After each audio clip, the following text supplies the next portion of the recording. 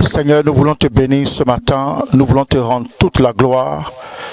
Toi qui fais toutes choses bonnes en son temps, tu permets tout de même, Seigneur, malgré l'opposition de l'ennemi, Seigneur, tu permets que nous soyons dans ta présence.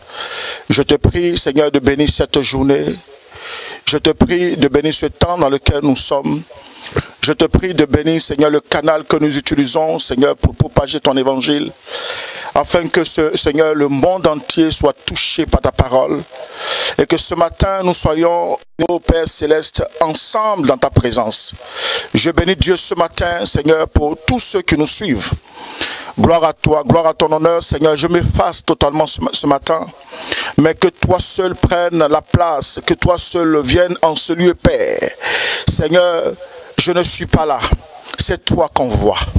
Il n'y a que toi seul qu'on voit. Jésus-Christ de Nazareth, sois béni ce matin. Au nom de Jésus. Amen. Nous sommes à la mission évangélique Bethesda, située au 2 avenue de l'égalité à Agnières-sur-Selle. Et ce matin, nous voulons faire un enseignement sur les hôtels de famille. Dimanche dernier, nous avions commencé sur le pouvoir des hôtels. Et aujourd'hui, nous verrons ensemble c'est quoi bâtir un hôtel à Dieu et porter du fruit.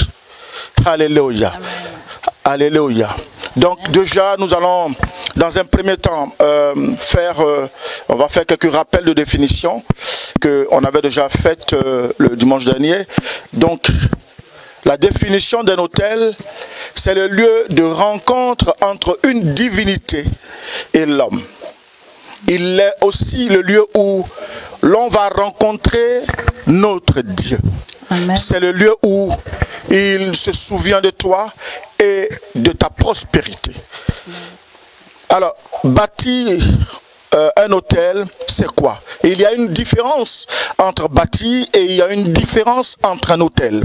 Alors, bâtir un hôtel, c'est lui présenter une offrande sacrificielle, une offrande de valeur, en signe d'adoration, de reconnaissance pour ce qu'il fait et pour ce qu'il fera. Donc nous comprenons par là que pour porter beaucoup de fruits et renverser les autels de nos familles, il nous faut bâtir deux offrandes sacrificielles. Alléluia. D'abord, la première offrande, c'est l'offrande de soi. L'offrande du moins de don de soi. Et la deuxième offrande, c'est l'offrande de ses biens matériels. Si tu veux être prospère, comme prospère l'état de ton âme et être en bonne santé, tu dois absolument passer par ces deux étapes qui sont obligatoires. Et ce matin, nous allons mettre un accent véritable sur l'autel, sur l'offrande de soi. Alléluia. Amen. Parce que c'est vrai, beaucoup ont tendance à dire que renverser les autels suffisent. Alléluia. Mais vous allez comprendre aujourd'hui pourquoi après avoir renversé les autels de ton père, comment faire en sorte que tu puisses conserver, n'est-ce pas, ce pour lequel les autels des parents ont été renversés. C'est en fait que l'autel de Dieu soit en toi de manière perpétuelle. Alors pour que ces autels-là soient perpétuels en toi, il y a une procédure, il y a des étapes. Alléluia. Et je pense que la première des offrandes que nous puissions donner à Dieu, c'est d'abord nous-mêmes. Et nous allons voir cela en Romains 12, verset 1. Je lis la parole de Dieu dans Romains 12, verset 1. Je vous exhorte donc, frères, par les compassions de Dieu, à offrir votre corps comme un sacrifice vivant, saint, agréable à Dieu, ce qui sera de votre part un culte raisonnable. Alors ce qui me fait ici rebondir, vous comprenez par là que quand la Bible nous dit ici que à offrir vos corps comme un sacrifice vivant, et ce qui est intéressant, c'est que le sacrifice n'est pas n'importe quel sacrifice. Ta vie est très importante à l'égard de Dieu. Ta vie est importante pour le royaume des cieux. Donc vous comprenez que ici, le mot saint voudrait tout simplement dire que ce n'est pas n'importe quelle offrande, ce n'est pas une offrande entachée, ce n'est pas une offrande qui a, on va dire, des bosses, mais c'est une offrande qui est sainte et surtout, cette offrande est forcément agréable à Dieu. Alléluia. Ce qui sera de votre part un culte. Un culte. Donc vous comprenez ici que renverser les autels de Dieu et offrir son corps, offrir sa vie, nous faisons un culte à l'Éternel. C'est pour cela qu'il dit, notre vie est le temple, notre corps est le temple du Saint-Esprit. Et étant le corps, le temple du Saint-Esprit, nous n'avons donc pas le droit de le donner à n'importe quoi, à n'importe qui. Alléluia. Amen. Alors vous comprenez que bâtir un autel à Dieu consiste à quitter son Père, consiste à quitter sa mère, consiste à quitter ses amis, consiste à quitter les boîtes de nuit, n'est-ce pas, de quitter cette vie de débauche, cette vie de boisson alcoolisée, cette vie où le seul moyen d'échange est la violence, où le seul moyen d'échange est le sexe sans retenue, avec tous ces ingrédients que vous savez. Bâtir un autel à Dieu et de veiller sur ta conversion et que ton oui soit oui et que ton non soit non. Amen. Bâtir un autel à Dieu et de prendre des initiatives d'engagement véritable à servir Dieu, corps, âme et esprit. C'est-à-dire, nous devions absolument travailler uniquement que pour Dieu. Alléluia. Bâtir un autel à Dieu, c'est activer le Saint-Esprit en soi, ayant une vie de méditation, de prière et de jeûne. Alors, nous comprenons aussi que bâtir un autel à Dieu, c'est de travailler sur la disposition du cœur. Et c'est là-dessus que je vais beaucoup plus axer ma prédication ce matin. Le cœur est important à toute élévation. Le cœur est important, n'est-ce pas, à toute croissance. Si tu veux être élevé, si tu veux grandir spirituellement, Dieu a besoin de ton cœur. Alors nous allons aller dans Marc 7, versets 21 à 22. Marc 7, versets 21 à 22. Car c'est du dedans, c'est du cœur des hommes que sortent les mauvaises pensées, les adultères, les impudicités, les meurtres, les vols, les cupidités, les méchancetés, la fraude, le dérèglement, le regard envieux, la calomnie, l'orgueil, la folie. Alléluia. Alors vous comprenez par là que quand nous faisons l'inventaire de tous ces éléments dont parle, n'est-ce pas, Marc 7, verset 21 à 22, on comprend par là que il y a une cargaison de démons dans notre cœur. Le cœur est un petit muscle qui nous donne une activité, qui donne une activité à la vie humaine, mais regardez le composé, regardez les éléments qui composent. Comment un enfant de Dieu peut être influencé par tous ces éléments? Les mauvaises pensées, l'adultère, les impudicités, les meurtres, les vols, les cupidités, les méchancetés, les fraudes, les dérèglements, le regard envieux, la calomnie, l'orgueil et la folie. Regardez un peu comment l'ennemi arrive à inculquer à notre esprit, à notre corps, à notre cœur, tous ces éléments-là, n'est-ce pas? Et vous allez voir que chaque élément ici cité est un démon. Comment la vie d'un enfant de Dieu, le cœur d'un enfant de Dieu est caractérisé par autant d'esprit. C'est pour cela que renverser les autels du père, des parents, c'est bien.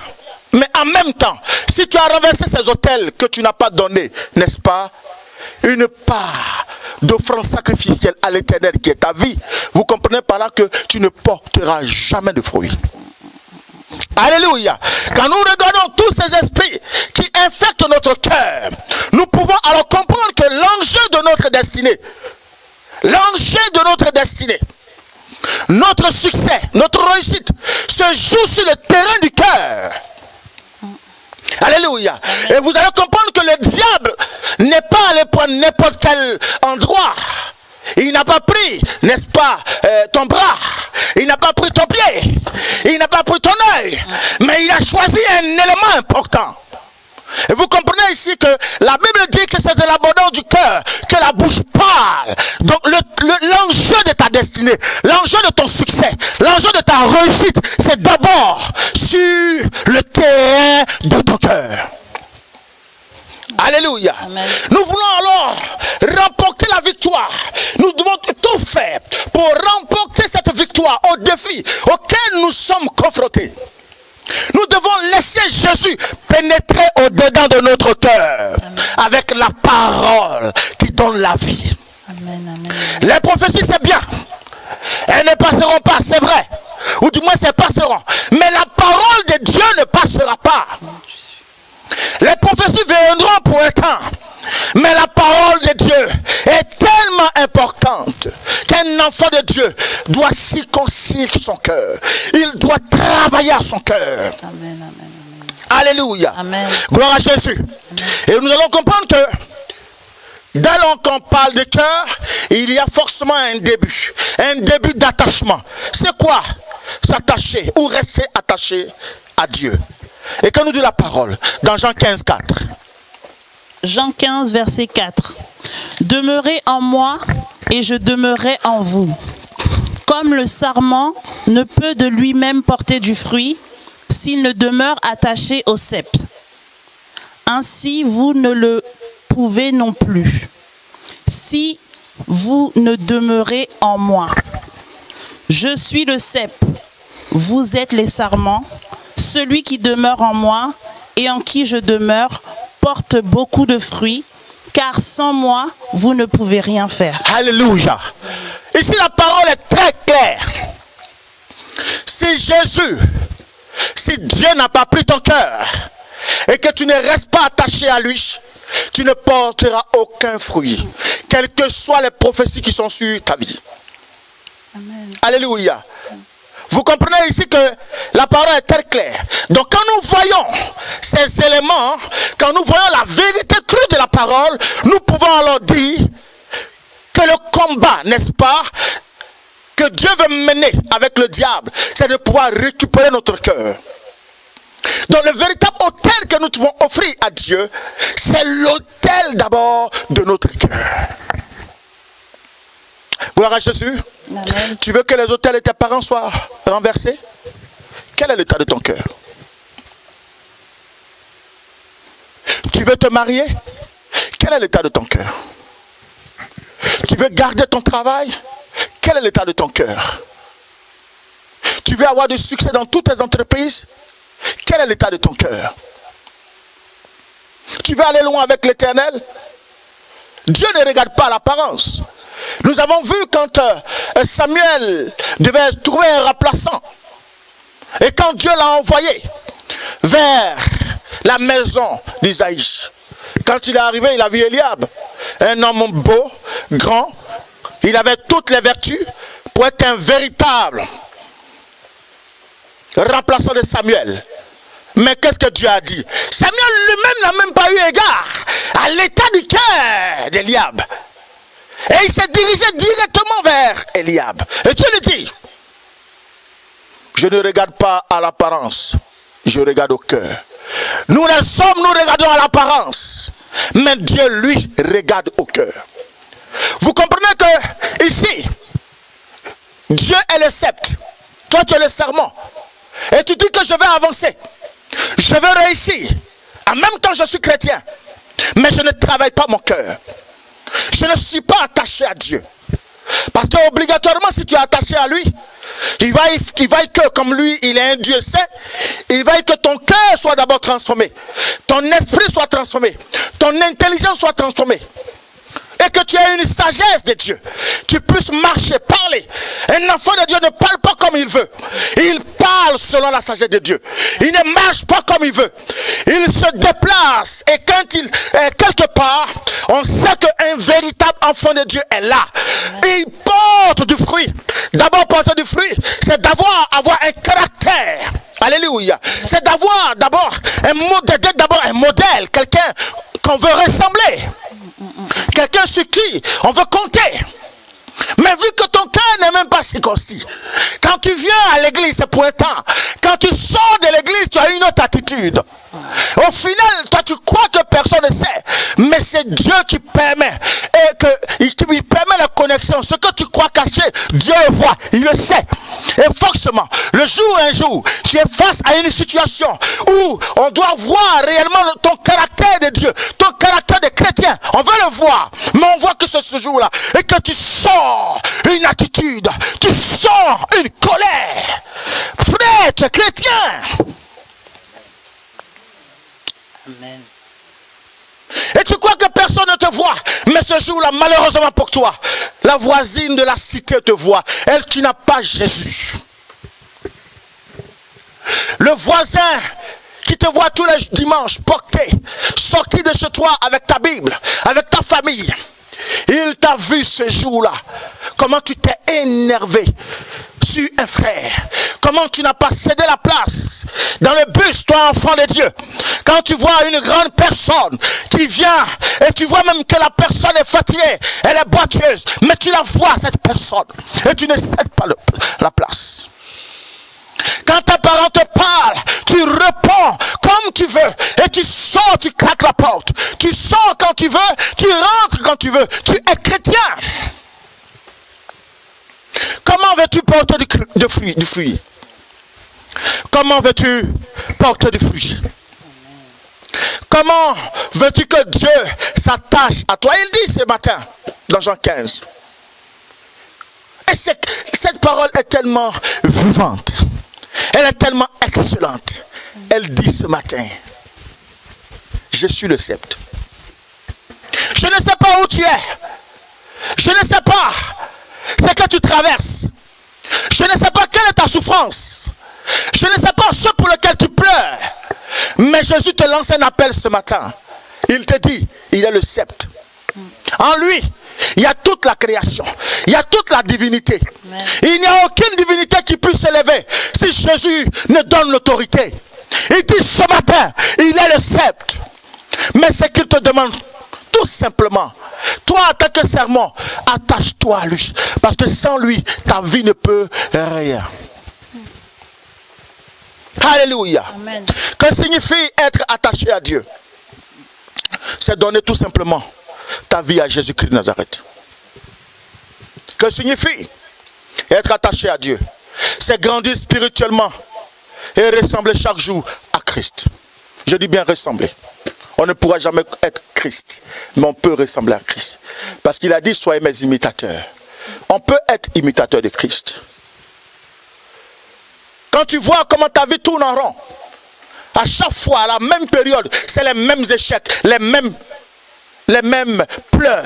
À la même période, les mêmes pleurs. À la même période, les mêmes licenciements. À la même période, on te rejette, on te renvoie du travail. Ton foyer se divise. Tu construis, ça s'écroule. Tu construis, ça s'écroule. Frère, ne va pas chercher loin. Visite ton cœur. Dieu a besoin ce matin d'un cœur vivant. Amen. Il a besoin d'un cœur qui s'attache à lui.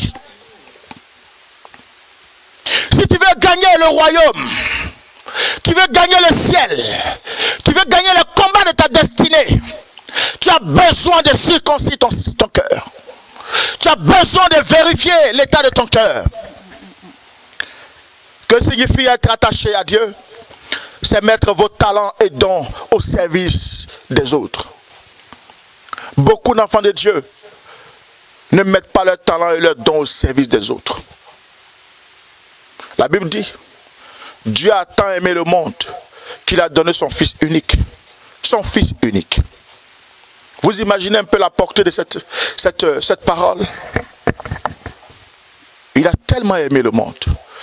Quand est-ce que toi, tu te lèveras un jour pour aller vers un désœuvré, pour aller vers un veuf ou une veuve, pour aller vers quelqu'un qui est en difficulté et lui dire non, ne t'inquiète pas, je te soutiendrai. Amen. Quand est-ce qu'un jour tu vas regarder une veuve et lui apporter ton concours? Les autres meurent, mais personne ne se lève.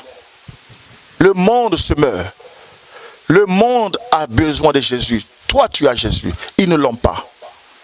C'est en fonction de ton don, le don du cœur, ton talent, que le monde qui n'a pas Jésus pourra revenir vers Jésus.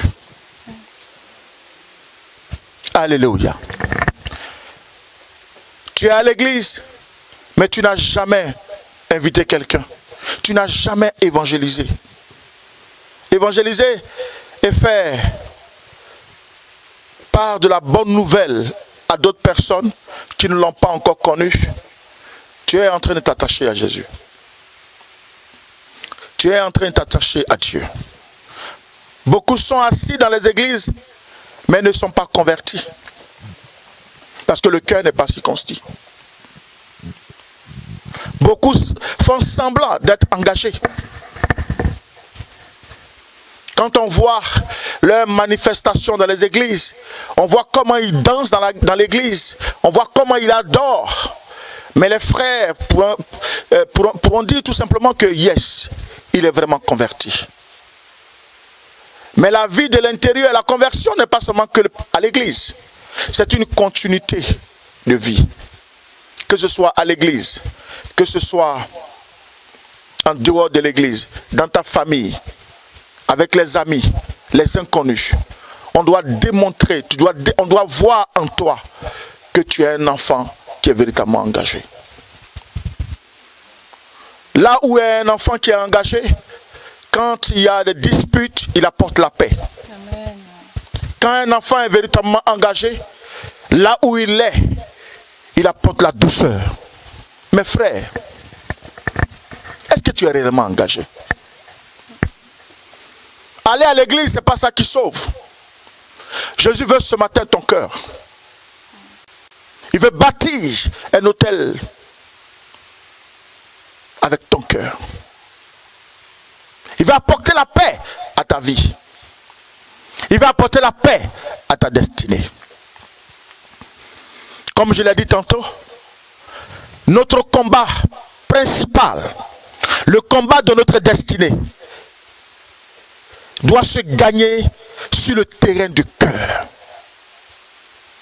Si le cœur n'est pas gagné, on aura du mal. Si le cœur n'est pas gagné, on aura du mal. Donc vous comprenez que les échecs par-ci, les échecs par-là, ne viennent pas forcément de l'ennemi. Mais nous sommes des fois nous-mêmes responsables de nos propres autels qui parlent contre nos vies, qui parlent contre nos destinées. Quelle est la vie que Dieu veut gagner? Quel est ce combat que Dieu veut remporter? C'est le combat de la destinée. Mais ta destinée ne peut pas connaître une vie heureuse si ton cœur n'est pas avec Dieu.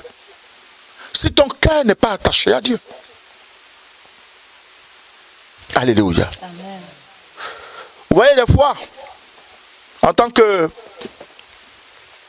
pasteur, nous perdons énormément de temps à chasser vos démons, à faire des délivrances, à faire des enseignements qui puissent normalement vous aider à avancer.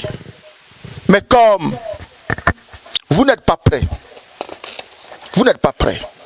à pouvoir vous libérer. Vous-même, vous êtes le véritable problème de votre destinée. C'est bien de renverser les autels des parents. Mais si toi-même tu as le problème de ta destinée, c'est difficile. C'est pour cela, des fois, il y a beaucoup d'échecs.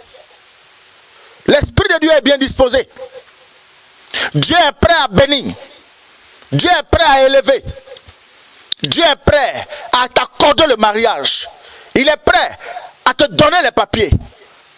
Mais quand toi-même tu visites ton cœur, est-ce que tu ne vois pas qu'il y a un élément intérieur, il y a un élément qui ne plaît pas à Dieu? Quand tu vois que à chaque fois, c'est le non-accomplissement, c'est le recommencement quotidien, tu dois constater qu'il y a un élément qui ne va pas. Alors bien aimé, ce matin, Dieu veut faire une chose extraordinaire dans ta vie. Amen. Il est prêt à t'élever. Il est prêt à te guérir. Il est prêt à te donner ce dont tu as besoin pour l'existence même de ta vie. Il est prêt à faire de toi un modèle. Il est prêt à faire de toi celui même qu'on veut ressembler. Mais est-ce que toi-même tu le veux? Dieu le veut. Et il s'interroge ce matin. Mais est-ce que toi tu le veux? Alors si tu le veux, il n'y a pas de difficulté. Dieu te visitera ce matin. Amen. Dieu a besoin de faire une rencontre spéciale avec toi. Il a besoin d'avoir une vraie intimité avec toi. Il a besoin. Tu dois être réel dans tout ce que tu fais. Tu dois être sincère parce que la Bible nous dit ici, quand nous avons lu ce matin dans Romains, ça dit que cette offrande doit être quoi? Elle doit être sainte, agréable à un culte d'adoration. Mais si tu n'es pas sincère, dans ta relation tu n'es pas sincère, dans tout ce que tu fais tu n'es pas sincère, l'homme regarde à tout ce qui est apparent, mais lui Dieu regarde au-dedans de toi ce qui se passe. C'est pour cela que les choses tardent. Revisite-toi. Regarde-toi. Rentre dans une chambre. Enferme-toi. Prends un stylo. Prends une feuille. Égrène. Fais toi-même le culte de ta personnalité sur une feuille. Tu verras. Tu vas te rendre compte qu'il y a ça que je dois changer. Et après, sois ferme, sois intègre. Prends une décision. Détache-toi. Parce que tant que tu es attaché à tous ces éléments, tous ces esprits, l'adultère, tu es attaché à l'adultère, à l'impudicité, aux calomnies, à l'envie. Tant que tu es attaché à ces éléments, c'est comme si on t'avait sorti de l'Égypte, mais tu as encore l'Égypte en toi et tu es dans l'église. C'est-à-dire que tu es une porte de ta propre vie, une porte de destruction de ta propre destinée. On ne peut pas te libérer de l'Égypte. Dieu ne peut pas payer le prix du calvaire sur la croix de Golgotha. Et toi, par tes attitudes, par ton comportement, par ces calomnies, l'hypocrisie, la méchanceté, tu gardes tout ça en toi et tu dis que tu es chrétien. Frère, la main de Dieu n'est pas courte. La main de Dieu n'est pas limitée. Il veut faire de grandes choses avec toi. Parce qu'avant que tu ne naisses, il t'avait déjà choisi comme prophète des nations. Il savait qu'en tout lieu, en tout temps, le moment venu, il ferait de grandes choses avec toi. Et ce moment, c'est maintenant. Tu dois prendre une décision maintenant. Tu dois prendre une résolution maintenant. Car tes succès dépendront de tes résolutions. Amen, amen, amen. Tant que tu n'as pas pris une véritable décision, tant que tu n'as pas pris une véritable résolution d'être réellement en Jésus, frère, il te sera difficile d'avancer. C'est pour ça que la Bible nous dit que ton oui soit oui et que ton non soit non. Si tu es engagé réellement avec Jésus, il faut que tu sois sincère en toutes choses. Tu dois être sincère avec ton pasteur. Tu dois être sincère avec tes frères. Tu dois être sincère avec ton adoration. Tu dois être sincère avec ta louange. Tu dois être sincère avec ta dîme. Tu dois être sincère avec ton offrande. En fait, tout ce qui loue Dieu, tu dois être sincère corps, âme et esprit. Alléluia. Amen. Vous voyez, avec tout ce que nous savons aujourd'hui, qui souille l'homme par le cœur, nous devons alors comprendre que nous devions faire un travail véritable de sorte que notre cœur soit réellement attaché. Alléluia. Nous allons voir en Josué 22, 27, 5. Nous allons voir comment Dieu se caractérise. Josué 22, verset 5. Ayez soin seulement d'observer et de mettre en pratique les ordonnances et les lois que vous a prescrit Moïse, serviteur de l'Éternel. Aimez l'Éternel, votre Dieu, marchez dans toutes ses voies, gardez ses commandements, attachez-vous à lui et servez-le de tout votre cœur et de toute votre âme. Alléluia. Amen. Alors, quand nous voyons ce chapitre et ce verset, nous nous rendons compte qu'il y a 4 grands points, 4 vérités bibliques ici, qui vont aider un enfant de Dieu ce matin. Amen. 4 vérités. Nous allons voir une par une. Alors, première vérité, aimez l'Éternel votre Dieu. Ici, aimer l'Éternel notre Dieu nous appelle à avoir un cœur qui aime Dieu sincèrement. Combien d'enfants de Dieu viennent à l'église et font semblant? Ils ne sont chrétiens que les dimanches. Les autres jours, on n'est pas chrétien. On peut alors conclure que tu n'aimes pas Dieu sincèrement. On n'aime pas Dieu en partie, on aime Dieu totalement et réellement. Combien d'enfants de Dieu sont assis dans les églises et ils sont dans l'impudicité, ils sont dans l'adultère, ils sont dans le mensonge. Ils empruntent des voies qui vont les perdre. Ils empruntent des voies qui vont les perdre. Comment veux-tu être marié et tu ne m'aimes pas, tu ne vis pas selon la volonté du Seigneur? Tu veux te marier, mais tous les jours tu es marié. Tu veux avoir une vie abondante, mais tu vis dans l'adultère. Tu veux prospérer, mais tu n'as jamais payé une dîme, ni une offrande. C'est-à-dire ton corps n'est pas un sacrifice, ton argent n'est ni un sacrifice, mais tu fais semblant. Tu viens à l'église pour faire c'est-à-dire pour suivre la mode. Comme tout le monde vient à l'église, tu viens aussi à l'église. Et tu vis des frustrations chaque jour, chaque instant. Dès qu'on prêche une parole de sanctification, ah, c'est de ma vie qu'on parle. Mais non! Si ça t'a touché, c'est bien. On veut t'amener à changer. Donc vous voyez ici,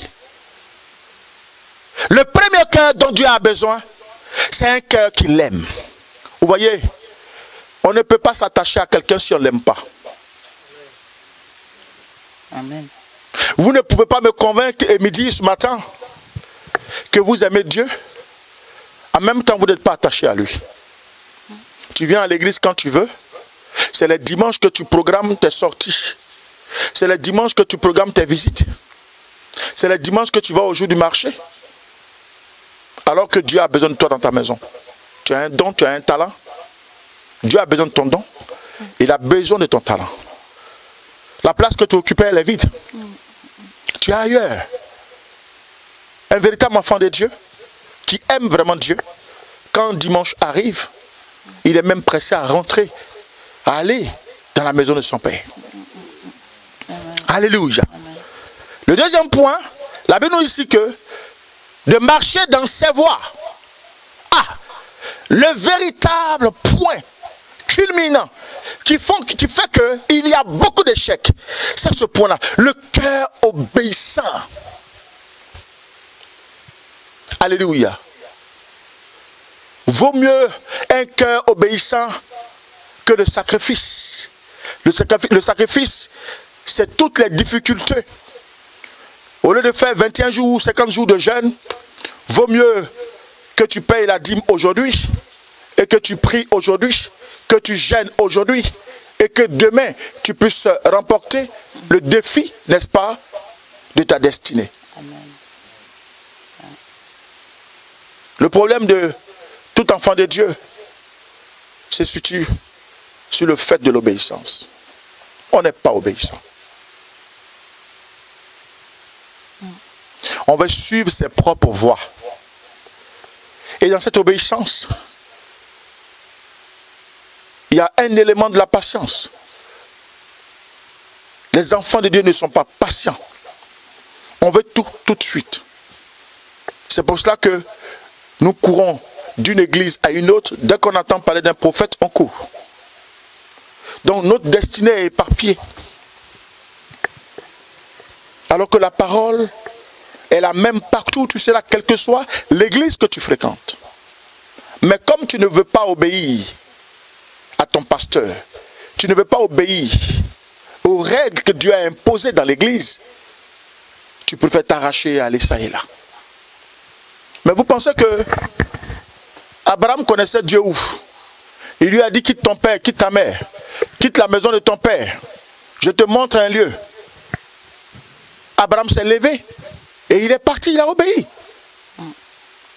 Et quand bien même Abraham a eu Isaac, il était le seul fils de la promesse de Dieu que Dieu lui a donné.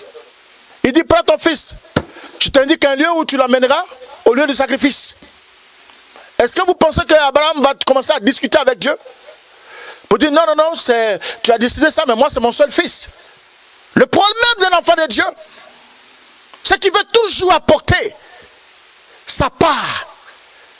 Quand Dieu lui parle, on n'est pas obéissant. J'aime souvent dire, vaut mieux que vous soyez mouton. Un véritable mouton, il n'a pas de décision.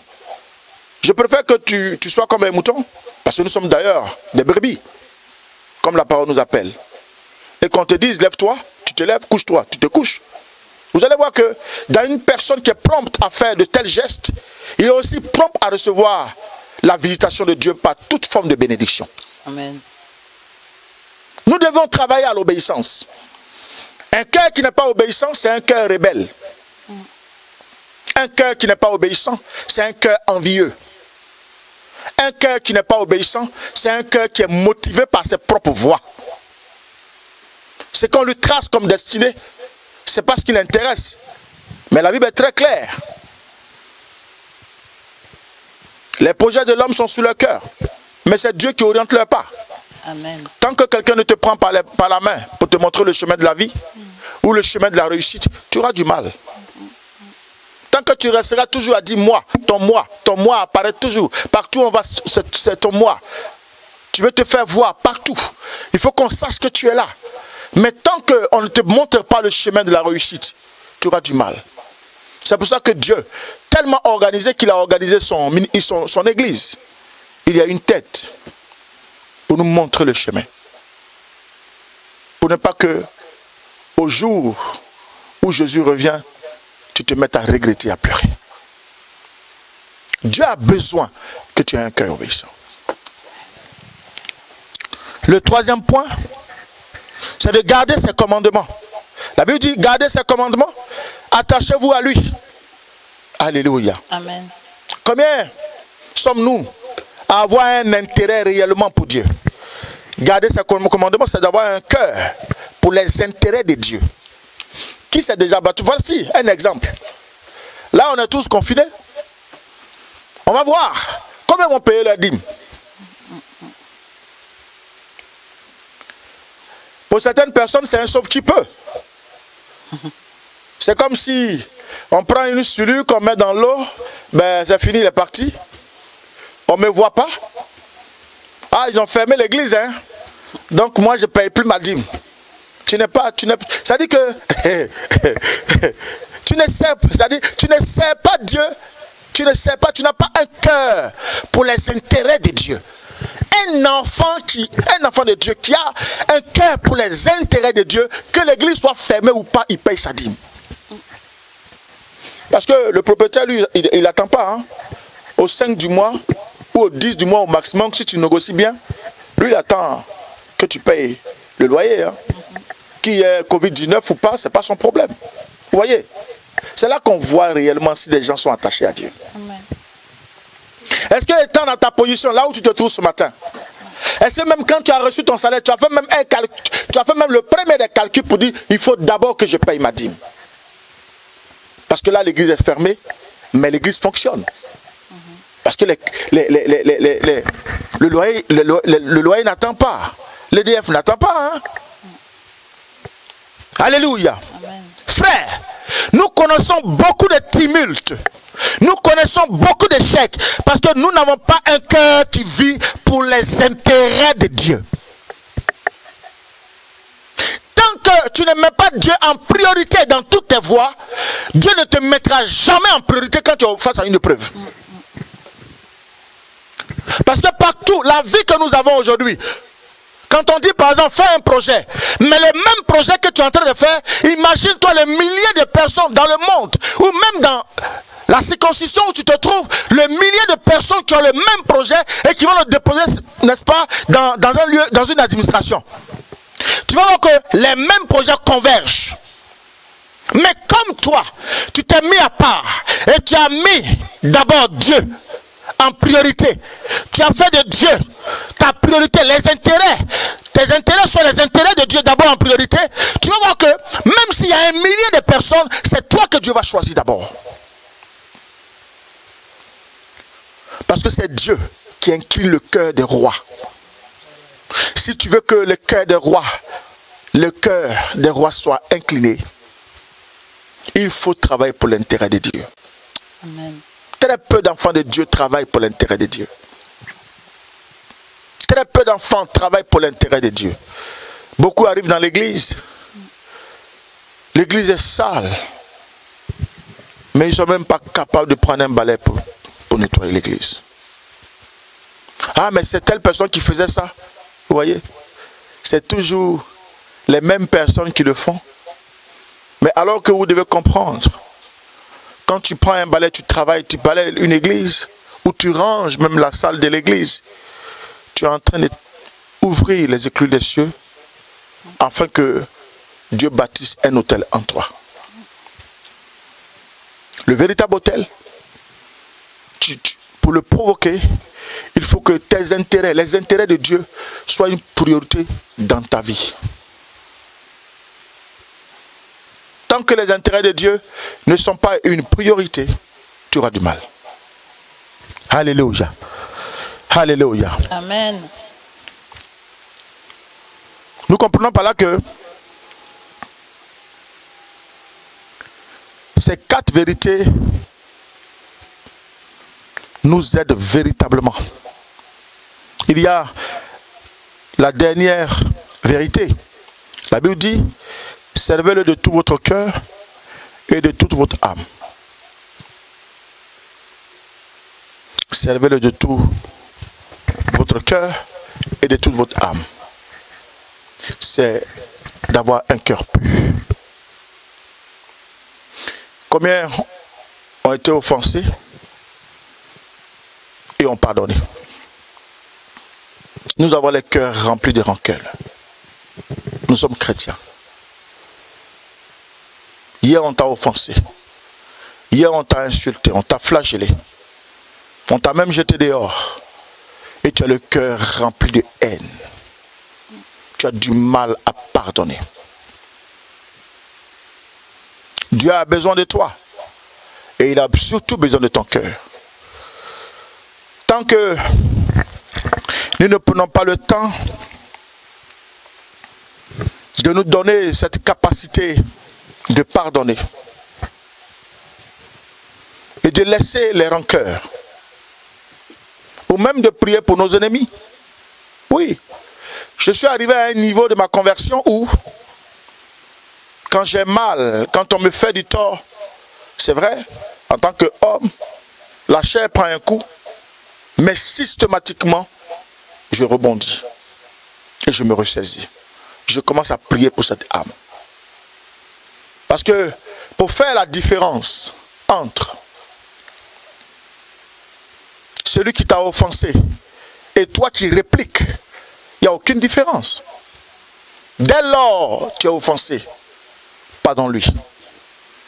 Jésus disait, Père, pardonne-leur, car ils ne savent pas ce qu'ils font. Tant que nous n'avons pas compris ces vertus et d'avoir un cœur pur, nous aurons du mal à pouvoir transgresser, ou à pouvoir grandir spirituellement, ou à gagner tous les combats de nos défis. Alléluia. Amen. Une personne qui a un cœur pur, la mort ne pourra jamais le réclamer. Parce que Dieu sera toujours à l'affût pour le défendre. Une personne qui a un cœur pur, quand une porte se ferme aujourd'hui, le lendemain, une autre grande porte s'ouvre, meilleure que la première. Quand tu as un cœur pur, la main de Dieu ne te quitte jamais. Quand tu as un cœur pur, ta souffrance est la souffrance de l'Éternel. Quand tu gémis, il gémit. Quand tu pleures, il pleure. C'est pour cela, ces 4 vérités, tout enfant de Dieu qui les met en pratique sur sa vie, verra qu'il deviendra un sacerdoce extrêmement dangereux pour l'ennemi. Ta vie, ton corps, tout ton être entier devient un sacerdoce. Et partout où tu es assis, c'est un feu. C'est une puissance. Aucun ennemi ne peut te vaincre. Il n'y a pas meilleur secret que de marcher dans l'obéissance, que de marcher dans l'intérêt de Dieu, que de marcher sincèrement avec Dieu, que de marcher avec un cœur pur. Ce matin, je vais exhorter quelqu'un. Ce matin, je vais parler à un enfant de Dieu. Oui, ces différents points dont je parle, tu es capable, tu as la capacité de le faire. Tu peux le réaliser. Frère, tu es à quelques pas de ta destinée. Dans un mois, ou même quelques jours, quelques semaines, nous rentrerons dans une nouvelle ère. Dans une nouvelle année. Mais veux-tu traîner les mêmes casseroles? Veux-tu rentrer en 2021 avec les mêmes pleurs? Veux-tu toujours être la personne qui est toujours en train de pleurer, qui est toujours en train de se plaindre? Il va falloir qu'un jour, une personne qui ne connaît pas le Seigneur compte sur toi. Parce que tu vas rebondir avec la grâce. Mais tant que tu es toujours en train de te lamenter, tant que tu es toujours en train de murmurer, tu n'es jamais content. Tu n'es jamais satisfait. Il faut qu'à un moment donné tu grandisses. Parce que tu as commencé avec le lait. Mais après, il faut que tu aies la nourriture de maturité. Et Jésus ce matin te lance un appel. Il veut réellement que tu l'acceptes. Il veut réellement marcher avec toi. Il veut réellement souper avec toi. Il veut ce matin que tu te convertisses. Il a besoin que tu laisses tes raisonnements. Parce qu'avec ces raisonnements, tu ne pourras pas aller loin.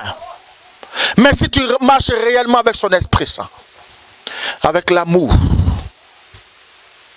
cet amour te fera grandir. Amen.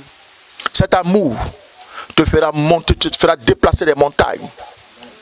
Tu parleras à la montagne et la montagne se déplacera. Tu lèveras la bouche et personne ne pourra résister devant toi. Il n'y a aucun malheur qui t'arrive ce matin. Je vais t'amener ce matin à te redresser. Amen. Je vais t'amener ce matin à te tenir debout. Parce que tu es capable d'être debout. Tu es capable de gagner ce combat, ce défi que l'ennemi nous lance, qui est le défi de la destinée sur le terrain du cœur. Et ce matin, tu vas tenir ton cœur. De là où tu te tiens, mets la main sur ton cœur. Et tu dis, Seigneur Jésus. Seigneur Jésus. Je te donne mon cœur. Je te donne mon cœur.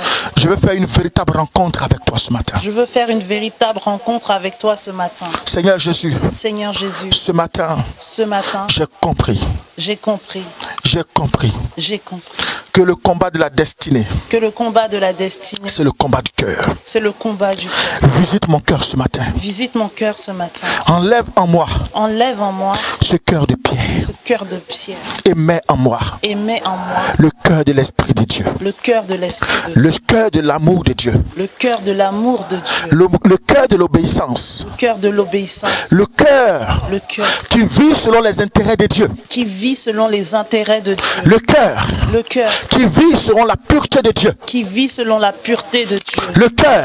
Le cœur. Qui aime Dieu sincèrement. Qui aime Dieu sincèrement. À partir de ce matin. À partir de ce matin. Je ne suis plus dans le péché. Je ne suis plus dans le péché. Parce que mon cœur est renouvelé. Parce que mon cœur est renouvelé. Mon intelligence est renouvelée. Mon intelligence est renouvelée. Ma sagesse est renouvelée. Ma sagesse est renouvelée. Ma vie tout entière est renouvelée. Ma vie tout entière. Et je ne marcherai plus. Et je ne marcherai plus dans la voie des méchants. Dans la voie des méchants. Mais je marche. Je marche. Dans la voie de ceux-là même. Dans la voie de ceux-là même. Qui sont les conquérants. Qui sont les conquérants. Qui gagnent de grands combats. Qui gagnent de grands combats. Et je suis un gagnant ce matin. Je suis un gagnant ce matin. Je suis renouvelé ce matin. Renouvelé ce matin. Et la maladie prend fin ce matin. La maladie prend fin ce matin. La mort prend fin ce matin. La mort prend fin ce matin. La désolation prend fin ce matin. La désolation prend fin ce matin. Les échecs prennent fin ce matin. Les échecs prennent fin ce matin. Je suis debout ce matin. Je suis debout ce matin. Comme une seule personne. Une seule personne. Et je déclare sur ma vie. Et je déclare sur ma vie. Que je suis prospère. Que je suis prospère. Comme prospère l'état de mon âme. Comme prospère l'état de mon âme. Et je suis en bonne santé. Je suis en bonne santé. Quand on me déclare la guerre. Quand on me déclare la guerre. Je leur déclare l'amour. Je leur déclare l'amour. Quand ils me déclarent la guerre. Quand ils me déclarent la guerre. Je leur déclare la paix. Je leur déclare la paix. Quand ils me déclarent la guerre. Quand ils me déclarent la guerre. Je leur déclare les bénédictions de Dieu. Je déclare les bénédictions. Éternel. Éternel. Ce matin. Ce matin. Je te donne mon âme. Je te donne mon âme. Je te donne ma vie. Je te donne ma vie. Éternel. Éternel. J'ouvre mon cœur. J'ouvre mon cœur. Je prends la clé. Je prends la clé de mon cœur. De mon cœur. J'ouvre mon cœur. J'ouvre mon cœur. Rentre dedans de moi, Seigneur. Rentre dedans de moi, Seigneur. Façonne-moi ce matin. Façonne-moi ce matin. Transforme-moi ce matin. Transforme-moi ce matin. Libère-moi ce matin. Libère-moi ce matin. Des liens de la sorcellerie. Des liens de la sorcellerie. Des liens de la méchanceté. Des liens de la méchanceté. Des prises des ennemis ce matin. Prise de l'ennemi. Je sais qu'ils sont nombreux. Je sais qu'ils sont nombreux. Mais ce matin, Dieu vient me visiter ce matin. Viens me visiter. Et je sais que je suis libéré. Je sais que je suis libéré. Je sais qu'ils sont nombreux ce matin. Je sais qu'ils sont nombreux. À me voir par terre. À me voir par terre. Mais je sais que mon Dieu ne m'a point abandonné. Parce que cette parole est venue à point nommé. Afin que je sois debout. Et que mes ennemis se dispersent. Éternel, je suis debout ce matin. Debout ce matin. Merci pour cette victoire. Merci pour cette victoire. Au nom de Jésus. Au nom de Jésus. Amen. Amen. Que Dieu vous bénisse. Amen. Que Dieu vous bénisse. Amen. Que Dieu vous bénisse. Amen. Shalom à vous ce matin. Amen. De là où vous êtes situé, que shalom à vous ce matin. Que Dieu vous bénisse. Amen.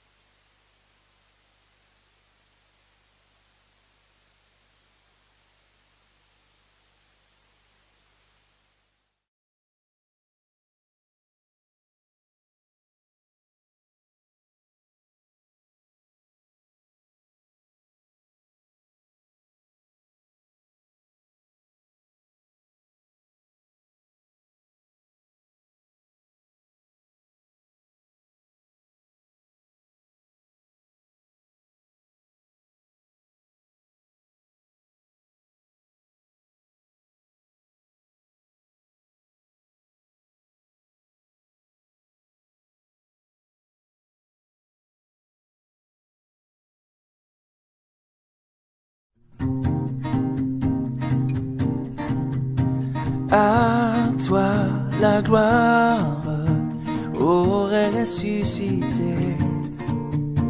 À toi la victoire pour l'éternité. Brillant de lumière, l'ange est descendu. Il roule la pierre du tombeau vaincu. À toi la gloire, ô ressuscité. À toi la victoire pour l'éternité. Oh, oh, oh, oh, oh. Vois-le paraître, c'est lui, c'est Jésus. ton sauveur, ton maître, oh ne doute plus. Sois dans l'allégresse, peuple du Seigneur, et redis sans cesse que Christ est vainqueur. À toi la gloire pour ressusciter, à toi la victoire pour l'éternité. Oh, oh, oh, oh, oh, oh. Il est ma victoire, mon puissant soutien, ma vie et ma gloire, dont je ne crains rien.